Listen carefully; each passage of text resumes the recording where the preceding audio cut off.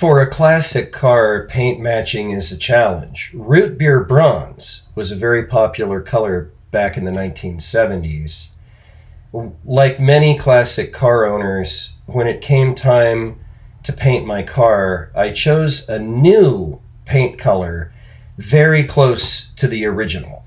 And this makes future repaints and future touch-ups and repairs easier.